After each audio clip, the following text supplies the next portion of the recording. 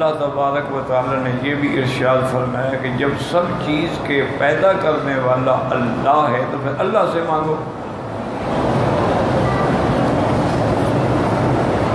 اسی لیے جیسا کہ آج کل ہم جس دور سے گزر رہے ہیں، یہ ایک قسم کا بڑی پریشانیوں کا دور ہے، اور خاص طور پہ اقتصادی طور پہ لوگ انتہائی حیران و پریشان ہو گئے، کام بند ہو گئے، بیکار ہو گئے، آئندہ جو ہے کوئی مستقبل نظر نہیں آتا۔ تو یہ ساری باتوں کی وجہ کیا ہے؟ بات سمجھیں کہ سب سے پہلے تو ایک بات دماغ میں رکھ لیں کہ ہمارے پیدا ہونے سے بھی 50,000 سال پہلے اللہ یہ فیصلہ کر چکے ہیں کہ اس بندے کا رزق کتنا ہے۔ تو اگر خدا پر ایمان ہے تو پھر پریشانی کا کیا مطلب؟ ایک تو یہ ہے کہ اللہ تعالیٰ نے 50,000 سال پہلے ارزاق کا فیصلہ کر دیا،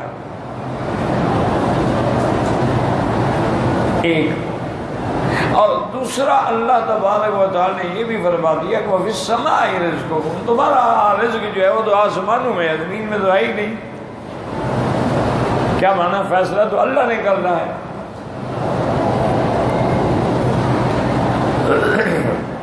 دو چیزیں، اور تیسرا یہ ہے کہ اللہ نے ہر جاندار، ہر مخلوق، زمین پہ، فضاؤں میں، ہواؤں میں، بر میں، بحر میں جو ہے اس کا رزق اپنے ذمہ لگا دیا۔ حالانکہ اللہ پہ کچھ بھی واجب نہیں، لیکن یہ اللہ کا کمال رحمت فرمایا وَمَا مِن دَابَّةٍ فِي الْأَرْضِ إِلَّا عَلَى اللَّهِ، ہم پر واجب ہے اس کا رزق۔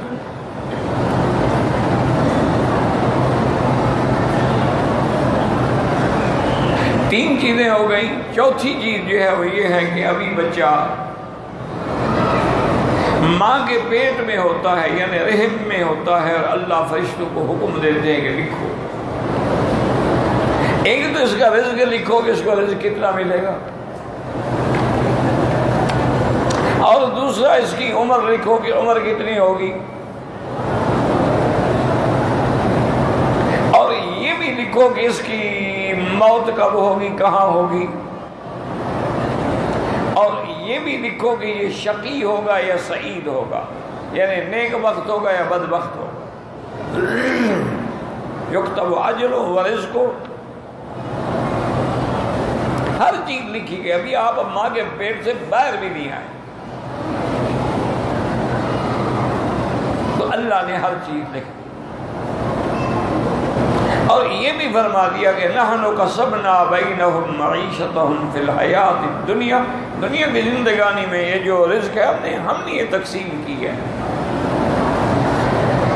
ورفعنا بعضہم فوق بعض، کسی کو اونچا کیا کسی کو نیچے کیا۔ اللہ یبسط الرزق لمن یشاء ویقدر، اللہ چاہے پھیلا دے، اللہ چاہے کم کر دے۔ یہ ہماری قابلیت میں نہیں ہے۔ کتنے بڑے بڑے علامہ، کتنے بڑے بڑے علوم کے پہاڑ جو تھے وہ کھانے کا بھی محتاج تھے،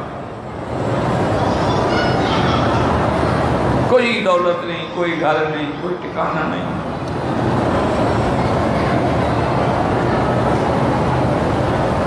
تو اگر ہمیں اللہ کی ذات پر ایمان ہو اور اللہ کے فیصلوں پر یقین ہو تو پھر پریشان ہونے کی کوئی بات ہی نہیں۔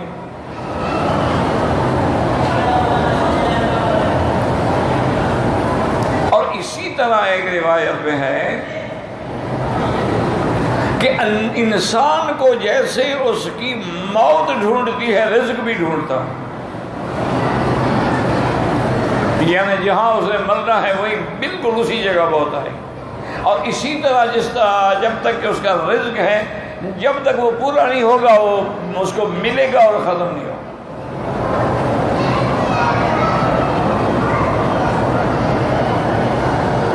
اور چوتھی چیز یہ ہے کہ یہ ایسی پریشانی یا رزق میں تنگی کیوں آتی ہے؟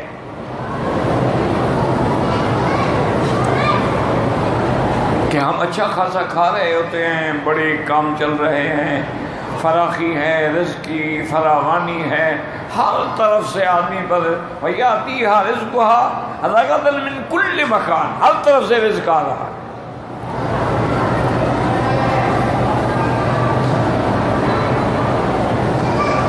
ایک قرآن میں ہے کہ ضرب اللہ مثلا کانت قریۃ آمنۃ مطمئنۃ یأتیہا رزقہا رغدا من کل مکان، ایک بستی والے تھے، بڑے سکون سے، امن سے، اطمینان سے رہتے تھے، اور ان کو رزق ہر طرف سے آئے۔ کیا مانا؟ آسمان سے بارشیں آ رہی ہیں، زمین سے پھل نکل رہے ہیں، کاروبار میں نفع ہو رہا ہے، ہر طرف سے رزق آ رہا ہے۔ فَكَفَرَتْ بِأَنْعُمِ اللَّهِ، اس نے اللہ کی نعمتوں کا نافرمانی کی۔ اللہ نے رزق دیا تھا کہ بندہ میری اطاعت کرے، اور رزق یعنی طاقت آنے کے بعد، دولت آنے کے بعد زنا اور شراب اور کباب اور شباب میں زندگی کی صرف کرے۔ تو اس لیے سب سے پہلی بات ٹھنڈے دل سے سوچیں۔ اللہ فرماتے ہیں کہ ایک بستی والے بڑے امن سے، بڑے عیش سے، آرام سے زندگی گزار رہے تھے، لیکن اللہ کی نعمتوں کی نافرمانی کی۔ فَكَفَرَتْ بِأَنْعُمِ اللَّهِ فَأَذَاقَهَا اللَّهُ لِبَاسَ الْجُوعِ وَالْخَوْفِ بِمَا كَانُوا يَصْنَعُونَ، اللہ نے عذاب مسلط کر دیا۔ ایک تو رزق بند ہو گیا، بارشیں بند ہو گئی، فصل ختم ہو گئے، اور ایک یہ ہے کہ ہر وقت ڈر، کیا ہوگا کیا ہوگا کیا ہوگا۔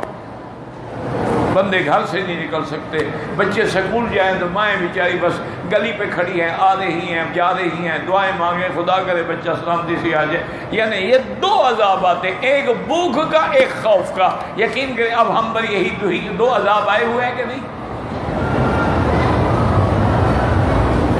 اور یہ عذاب کیوں آتے ہیں؟ بما کانوا یصنعون، اس وجہ سے جو تم نے کیا ہے۔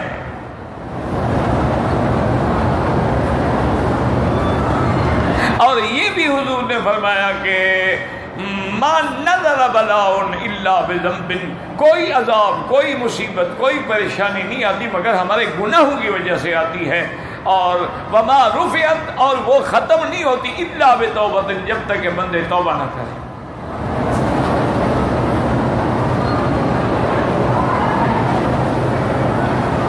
تو اس لیے ہمیشہ یاد رکھیں کہ یہ جو پریشانیاں ہیں، یہ جو بھوک ہے، یہ جو ڈر ہے، یہ سب اس وجہ سے ہے کہ ہم نے اللہ کی نعمتوں کی ناشکری کی ہے۔ اللہ کی نعمتوں میں بجائے عبادت کے ہم نے گناہوں میں زندگی گزار دی ہے، اور اب ہم اس سٹیج پہ پہنچ گئے ہیں کہ گناہ کو گناہ بھی نہیں سمجھتے۔ یہ ہماری آخری حد ہے بربادی کی۔ ایک آدمی گناہ ہے لیکن سمجھتا ہے یار میں گناہ گار ہوں، یہ بڑا گندا کام ہے، اور گھبراتا ہے اللہ کی طرف لوٹ۔ نہیں، ایک یہ ہے کہ وہ شرمندہ بھی نہیں ہوتا، اور ایک یہ ہے کہ نہیں، وہ گناہ کو گناہ ہی نہیں سمجھتا، فخر کرتا ہے جی ہم تو انجوائے کر رہے ہیں۔ آج شادیوں پر، آج بڑے بڑے ہوٹلوں میں، کلبوں میں، اور آج بڑی بڑی پارٹیوں میں ایسے ایسے گناہ ہوتے ہیں کہ ابلیس لعین جو ہے نا، معلوم ہوتا ہے کہ ان علاقوں سے چھٹی کر گیا، وہ کہتا ہے اب میری ضرورت ہی نہیں، یہ مجھ سے بھی بڑے ابلیس ہیں، ان کو بھٹکانے کی ضرورت ہی نہیں، یہ تو مجھے بھی بھٹکا دے۔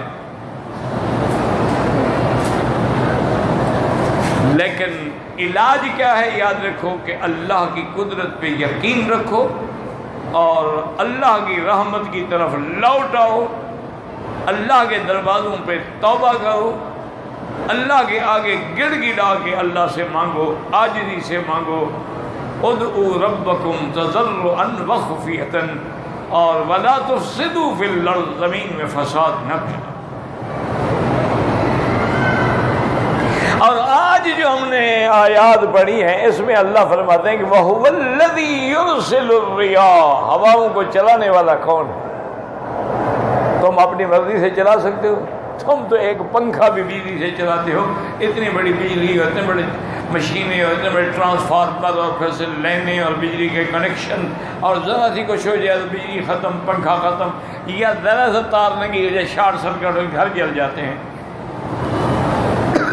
لیکن وہ دیکھو کیسے ہوائیں